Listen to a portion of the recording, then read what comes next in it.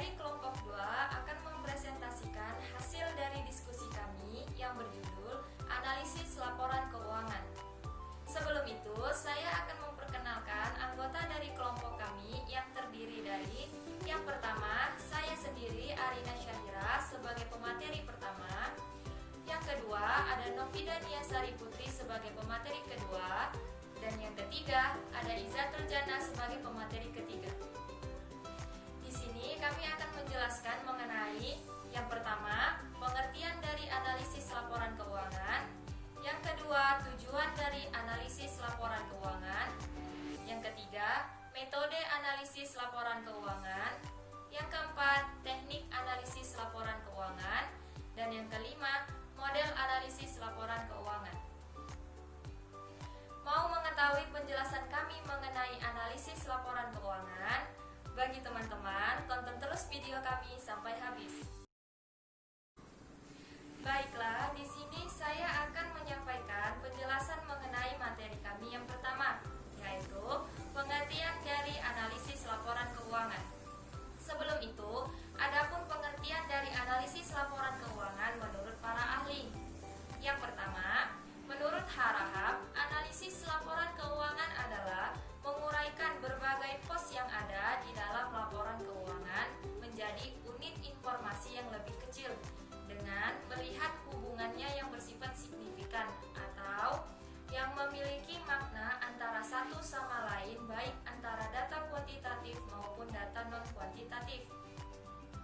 Yang kedua, menurut Prastowo, analisis laporan keuangan adalah suatu proses yang penuh dengan pertimbangan dalam rangka membantu evaluasi posisi keuangan dan hasil operasional perusahaan pada masa sekarang dan masa lalu.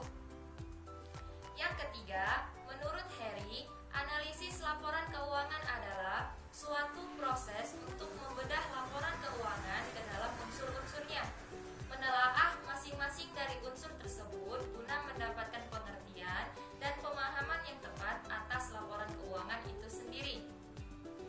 Yang keempat, menurut Najmuddin, analisis laporan keuangan adalah suatu proses penguraian data atau informasi yang ada di dalam laporan keuangan, menelaah setiap komponen dan mempelajari hubungan antara komponen tersebut menggunakan teknik analisis tertentu agar mendapatkan pemahaman yang tepat dan gambaran yang komprehensif tentang informasi tersebut.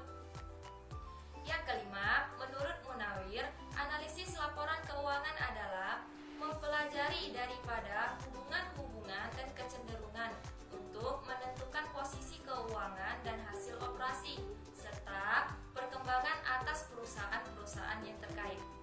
Dan yang keenam, menurut Leopold Bernstein, analisis laporan keuangan adalah proses penerapan metode dan teknik analisis atas laporan keuangan dan informasi atau data tertentu untuk melihat dari laporan itu berbagai ukuran dan hubungan yang sangat bermanfaat dalam proses pengambilan keputusan. Nah, dari pengertian menurut para ahli tersebut dapat kami simpulkan bahwa analisis laporan keuangan adalah suatu proses menganalisis laporan keuangan perusahaan menggunakan berbagai macam alat dan teknik analisis guna mendapatkan informasi yang dibutuhkan dalam menganalisis bisnis. Sekian saja yang dapat saya sampaikan mengenai pengertian dari analisis laporan keuangan. Untuk materi berikutnya akan disampaikan oleh rekan saya Novida Niasari. Assalamualaikum warahmatullahi wabarakatuh. Saya Novida Niasari Harahap. Di sini saya akan melanjutkan materi berikutnya yang berjudul B. Tujuan analisis laporan keuangan. Tujuan analisis laporan keuangan adalah yang pertama, menilai kinerja manajemen pada tahun berjalan. Yang kedua, mengetahui perubahan posisi keuangan perusahaan pada periode tertentu. Yang ketiga, mengetahui kelemahan dan kelebihan apa saja yang dimiliki perusahaan. Dan yang keempat, mengetahui langkah perbaikan apa saja yang perlu dilakukan ke depannya yang berkaitan dengan posisi keuangan dan kinerja perusahaan. Dan ada juga dari sudut pandang lain tujuan analisis laporan keuangan. Menurut Bernstein yang disampaikan oleh Sofyan, yang pertama screening. Screening adalah laporan keuangan yang tanpa harus terjun secara langsung ke lapangan. Yang kedua, understanding. Understanding adalah melakukan proses analisis informasi yang masih mentah dari laporan keuangan akan menjadi lebih detail, mendalam, dan luas. Yang ketiga, forecasting. Forecasting adalah proses analisis yang dipakai untuk bisa memprediksi atau meramalkan keadaan keuangan suatu entitas atau perusahaan di masa depan. Dan selanjutnya, C. Metode analisis laporan keuangan. Terdapat dua metode yang sangat umum dipakai dalam melakukan proses analisis laporan keuangan.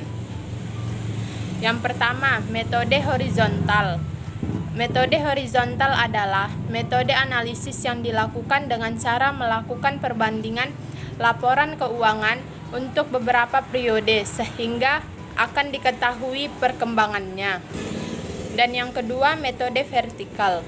Metode vertikal adalah metode analisis yang dilakukan dengan cara menganalisis laporan keuangan pada periode tertentu, yaitu dengan melakukan perbandingan antara pos satu dengan yang lainnya pada laporan keuangan di periode yang sama. Baik, hanya ini saja yang saya sampaikan. Semoga apa yang saya sampaikan bermanfaat untuk kita semua. Wal akhir, assalamualaikum warahmatullahi wabarakatuh.